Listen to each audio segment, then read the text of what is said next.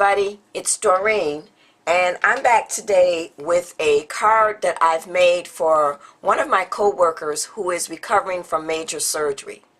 So now this card is once again a silhouette file, and it is from the Silhouette store. So it's kind of a thinking of you, or if you want to make it as a get well card, it can actually be any type of card that you want it to be. So what does our card look like for today? This is the card that we will be making. So come on and join me, and I'm going to show you how I made this card. Okay everybody, so we'll bring up the supplies and we'll get started putting the card together. So once again, I've used the print and cut feature just to do my inside sentiment, and this cardstock is actually a Recollections cardstock. And this piece right here, I used the print and cut for. It was a digital pattern that came, I believe, with the Silhouette Design Studio software. I'm not for sure. I just kind of go searching for digital papers, and then I add them to my library. And then I went ahead and typed out my sentiment. So it may be hard to read on camera, but you can read it in person. I also went ahead and inked my edges using the Tim Holtz Distress ink, and I'm using the peacock feathers. So now the next thing we need to do is just go ahead and add our top layer. Now this cardstock for the top layer is a DCWV, and it's called the Far East. Let's see, I don't have the cover piece for it because it came apart, so I just have some of the cardstock that is inside here. So, but it is a DCWV pack. And we're just going to add this on to our top layer. Now when this cuts out, you be very careful when you pull it up off your mat, because I almost tore some of the pieces. But what is supposed to happen is some of these pieces are to pop up off the card, like so. And then you'll add your flowers that came with the cut file. So what I'm going to do is I am going to pop this up with some foam tape and have it sitting just a little bit off the card. So let me get some foam dots, and excuse my hands, I was coloring in or inking the edges with the peacock feathers of the card, and I also inked the edges of my cardstock for my flowers. So I apologize for the blue fingers. I probably should have washed my hands after I started. I finished inking all of my edges, but I wanted to get this card made and off in the mail as quickly as possible. So we got just a few more of these to get off, and then we can just, I'm going to open up the card, and I'm just going to add this by pressing down like so. So it looks like it's sitting off the page, and we'll grab that piece there, and what I'm going to do is I'm going to stick a flower there, I believe, and just randomly place my flowers. I'll put one down there, and then maybe one up here. Okay, so now let me talk about the flowers. What I did was I did use the print and cut feature to go ahead and make my flowers. So I used some of the cream cardstock when I was cutting out my inside sentiment, and I just colored in the cardstock using the features for the Silhouette Design Studio software. You can do this with the regular Studio software as well. Now, when making these flowers, I tried something a little different. And as everybody knows, I love to make my flowers for my cards. And just give me a second. I do want to wash this blue off my fingers. Okay everybody, I'm back, and I got most of it off. So now I was talking about my flowers.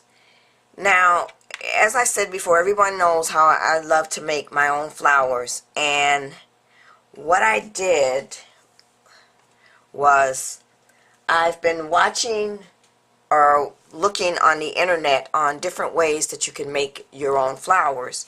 And I typically use my little stylus ball and take my flower and just keep circling around until I get a cup of the flower, and I lay that on the mat when I'm doing it, and then I kind of form the flowers.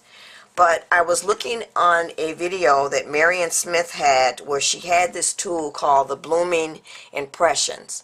Now I believe it came out earlier in the year, and I had been trying to purchase this, but every time I tried to purchase it online, it was sold out. So I started watching it at my local scrapbooking store, and they were getting in all of the dies, but not the piece itself, which looks like this.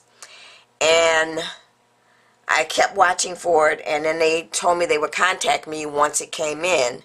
And so finally, after about maybe 4 or 5 months, it finally did come in, and I went ahead and purchased it. Now, I wasn't happy about how much they charged me. Let's just say it was over $20 for this piece. And I have to say that I was not impressed with making flowers with this. Either I was doing something wrong, or maybe my flowers were too small to fit within here, but the cupping that it was supposed to do, where you're supposed to put your flower in here and lay it like on the edge, and then you twist it a couple of times and it's supposed to cup the flower, I didn't find that it was doing anything more different than me just taking my stylus ball and doing it myself. So I have to say that right now I'm not impressed. I will try it again, maybe with larger flowers, but I really feel right now that the amount of money that I paid for it, I could continue doing what I've always done, which is use this.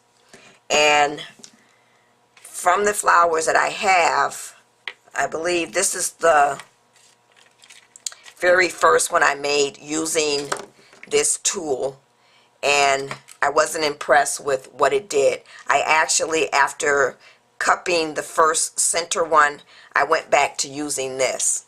So if someone else out there has bought this and they feel or know of a way to make it work better, you know, you can leave a comment below in this video and let me know what I did wrong, or that if I need to use a bigger flower. So anyway, what I'm going to do is I'm going to go ahead and add my flowers to the front of the card, and then of course I'm going to add a little bling, and then I'll come back with the finished card and the envelope. Okay everybody, so I am back with the finished card. So this is how it looks. So what I did was, once again, I forgot to add my ribbon before I put my top layer down, but I just went and cut my ribbon and then snuck that underneath there. And since I had popped this up on foam dots, I was able to slide it up under there. And then I went ahead and made my little bow here using my Bow Easy, and then I stamped out Thinking of You over here on the side, and then I've added a butterfly, and then I added some bling up here at the top. And the other thing that I did, and the camera might not pick it up, but I did take the Memory Mist, the iridescent, and I sprayed that all over the the card itself. And I had also taken and sprayed some of it on the flowers as well.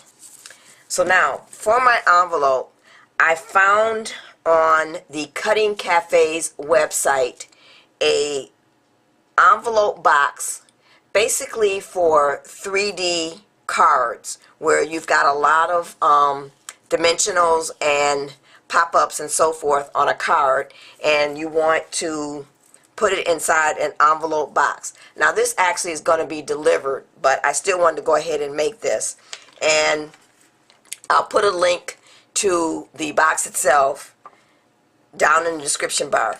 But this is my envelope box. So what I've done is I've gone ahead and taken my Cut-A-Bug folder, or actually this is not a color bug, this is a Darice folder, and used that and ran it through my Big Shot and put that on there before I put the box together. And then I went ahead and stamped out some flowers and hope all is well with you. And then I colored in the flowers using my Yasutomo watercolor paints. So I did it this color for the top of the box and this color for the bottom of the box, because I want to kind of stick with the theme of the colors of the envelope. So this will definitely fit within here, and I'm actually going to wrap the card in some tissue paper, and then it closes up like so, and then I'll just put some tape across there, and they can have that way I don't have to worry about my flowers getting crushed when I put them in an envelope. So that's it, everybody. This is the card and envelope box that I've made for my coworker who is recovering from major surgery. Thanks for watching, everybody.